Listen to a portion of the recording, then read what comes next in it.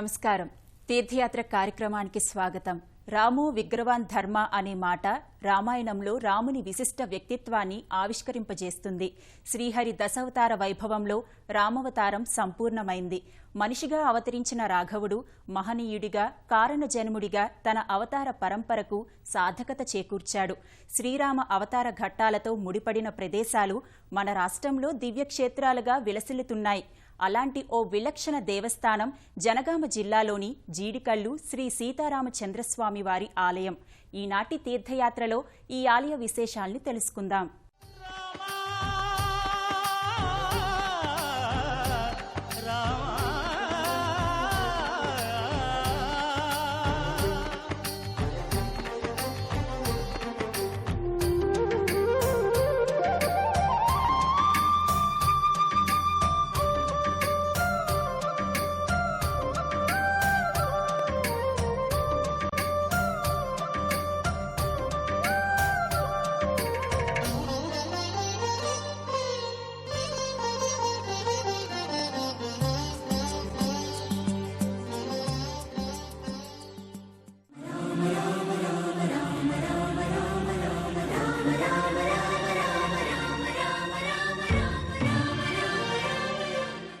శ్రీమద్ రామాయణ గాథను మరో మలుపు తిప్పిన వృత్తాంతం మారీచ సంహారం.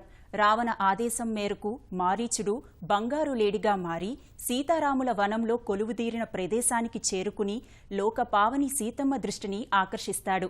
ఆ లేడిని పట్టితెమ్మని రాముణ్ణి సీత కోరుతుంది. ఆ మాయలేడి కోసం రాముడు దాని వెంట పరిగెడతాడు.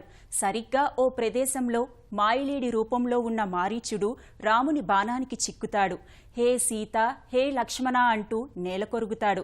అలా రాముడు మాయలేడిని వధించిన ప్రాంతంగా నేటి చీడికల్లు ప్రసిద్ధి పొందింది. శ్రీరామ వనవాసం దండకారణ్య ప్రాంతంలో కొనసాగిందని శ్రీమద్ రామాయణ గాథ వల్ల వెల్లడవుతోంది. గోదావరి నదీ పరివాహక ప్రాంతంలో దండకారణ్య ప్రదేశాలలో సీతారాములు నడయాడిన దివ్యస్థలాలు పవిత్ర పుణ్యక్షేత్రాలుగా విరాజిల్లుతున్నాయి. ఆ నేపథ్యంలోనిదే లింగాల ఘనపురం మండలంలోని జీడికల్లు శ్రీ సీతారామచంద్రస్వామి ఆలయం. ప్రధాన ఆలయ ప్రాంగణం ముంగిట 3 అంతస్తుల రాజగోపురం నెలకొని ఉంటుంది. ఆలయ ముఖద్వారంపై రాముడు మారీచుణ్ణి సంహరించిన ఘట్టం శిల్పాకృతుల్లో ఉంటుంది. జీడికల్లు క్షేత్రం రామాయణ గాథలో మారీచ వృత్తాంతంలో ముడిపడి ఉంది. మాయలేడిని సంహరించాక రాముడు వెనుతిరిగి వస్తుండగా రామనామ తారక మంత్రాన్ని జపిస్తోన్న వీరుడు అనే మహాముని తారసపడతాడు. అతని ముంగిట నిలిచి రాముడు ఆ మునికి సాక్షాత్కరిస్తాడు. భక్తా, నీ తపస్సుకు మెచ్చాను, వరం కోరుకో అని అన్నాడట. ఎల్లప్పుడూ నీ పాదసేవ చేసుకునే మహాభాగ్యం ప్రసాదించుమని వీరముని కోరుకున్నాడు. వెంటనే రాముడు తన పాదుకలను అందించి కలియుగారంభం వరకు నీ విచటనే ఉండి పిదప వైకుంఠం చేరగలవని అనుగ్రహించాడు.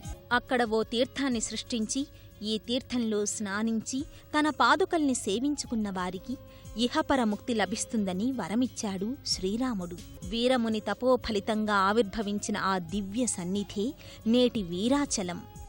అదే జీడికల్లు సీతారామచంద్రస్వామివారి ఆలయం. ఆలయ సమీపంలో పవిత్ర పుష్కరిణి ఉంటుంది. జీడికల్లు రామన్నను దర్శించుకోవడానికి వచ్చిన భక్తులు ఈ పుష్కరిణిలో ముందుగా స్నానాదికాలు పూర్తి చేసుకుని అనంతరం ప్రధాన ఆలయ ప్రవేశం చేస్తారు. శ్రీ సీతారామచంద్రస్వామి వారి గర్భాలయం విలక్షణంగా ఉంటుంది. గర్భాలయం మధ్యలో అలనాడు రాముడు సృష్టించిన జలగుండం ఉంటుంది. జలగుండానికి ఆవలి వైపు శ్రీరాముని అర్చనామూర్తి ఉంటుంది. ఈ మూర్తిపై శ్రీరామ రజిత కవచాకృతి నిత్య పూజలు అందుకుంటుంది. జీడికల్లు రామాలయం గర్భాలయంలోకి భక్తులు నేరుగా ప్రవేశించవచ్చు.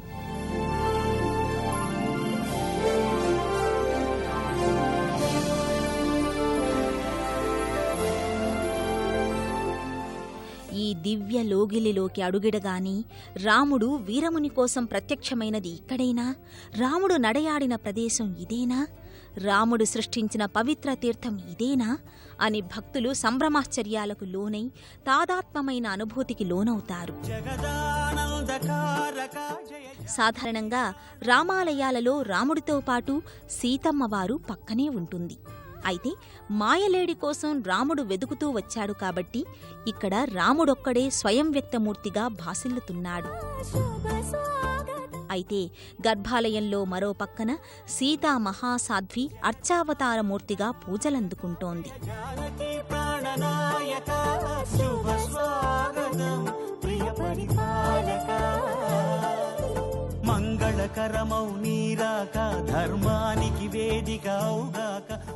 గర్భాలయంలోని శ్రీ సీతారామ లక్ష్మణుల ఉత్సవమూర్తులుంటాయి. సుఖశాంతులు సంపదలిడుగాక నీ రాజ్యము ప్రేమ సుధామయముగాక. ఉత్సవమూర్తుల ముంగిట ఉన్న శ్రీరాముని దివ్య పాదుకలను భక్తులు దర్శించుకుని ప్రణమిల్లుతారు.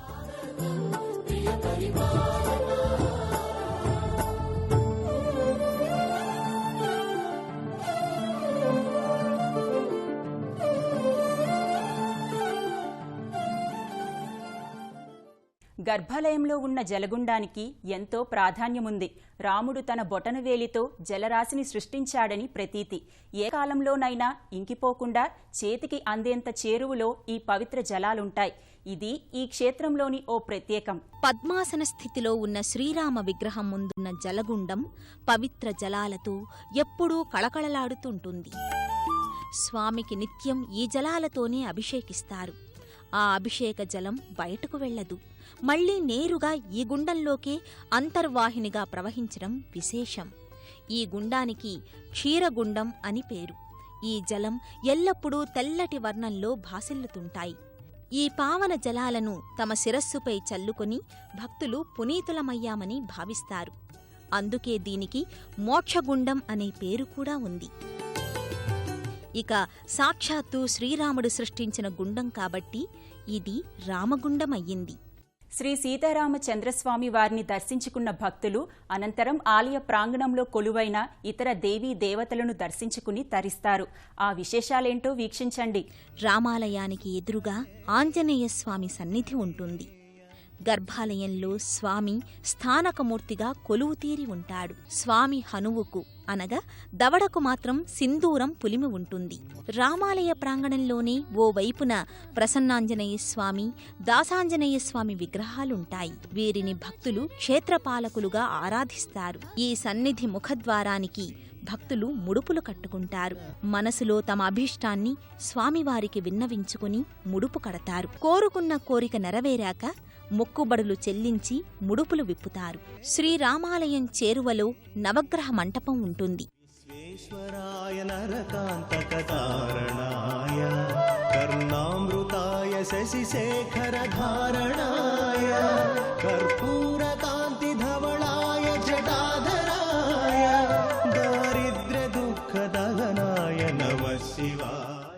ఇక్కడికి సమీపంలో ఉన్న ఓ గుట్టపై రామేశ్వరాలయం నెలకొని ఉంటుంది. గర్భాలయంలో గుండం లోపల శివలింగాకృతి ఉండటం ఇక్కడి విశేషం.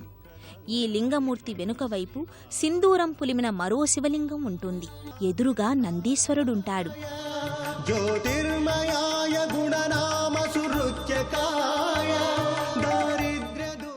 ఆలయ ముఖమంటపంలో సర్వకామ్య సిద్ధిప్రద సాక్షి గణపతి సింధూరవర్ణ శోభితంగా విరాజిల్లుతూ ఉంటాడు. జీడికల్లు శ్రీ సీతారామచంద్రస్వామి దేవాలయంలో నూతన వాహన పూజలు, పుట్టు వెంట్రుకలు, బాలసారే, అక్షరాభ్యాసం, అన్నప్రాసన వంటి శుభకార్యాలను భక్తులు నిర్వహించుకుని శ్రీరామ కృపకు పాత్రులవుతుంటారు. జీడికంటి రామన్న భక్తులెందరికో ఆరాధ్య దైవం, ఇలవేల్పు. ఆదుకో రామన్న అంటూ భక్తులు రాముని ముంగిట సాగిలపడతారు. భక్త సులభుడైన రాఘవుడు భక్తుల్ని ఇట్టే అనుగ్రహిస్తాడని ప్రతీతి. కార్తీక మాసంలో పౌర్ణమి నుంచి అమావాస్య వరకు జీడికల్లు క్షేత్రంలో 15 రోజుల పాటు జాతరను నిర్వహిస్తారు. ఈ జాతరకు జీడికంటి పున్నమి జాతర అని పేరు. అలాగే ఈ క్షేత్రానికి సంబంధించి మరో ప్రత్యేకత ఉంది. సాధారణంగా ఏ రామాలయంలోనైనా ప్రతి సంవత్సరం శ్రీరామనవమి రోజు మాత్రమే కళ్యాణోత్సవాన్ని నిర్వహిస్తారు. అయితే జీడికల్లులో మాత్రం ఏడాదికి 2 సార్లు కళ్యాణ వేడుకను గమనీయంగా జరుపుతారు. మొదటి కళ్యాణాన్ని చైత్రశుద్ధ నవమి అనగా శ్రీరామ నవమి నాడు, కార్తీక మాసంలో పంచాహ్నిగా జరిగే బ్రహ్మోత్సవాల చివరి రోజున అనగా పౌర్ణమి నుంచి అమావాస్య తిథుల మధ్య వచ్చే పునర్వసు నక్షత్రం నాడున రెండోసారి కళ్యాణ వేడుకను నిర్వహిస్తారు.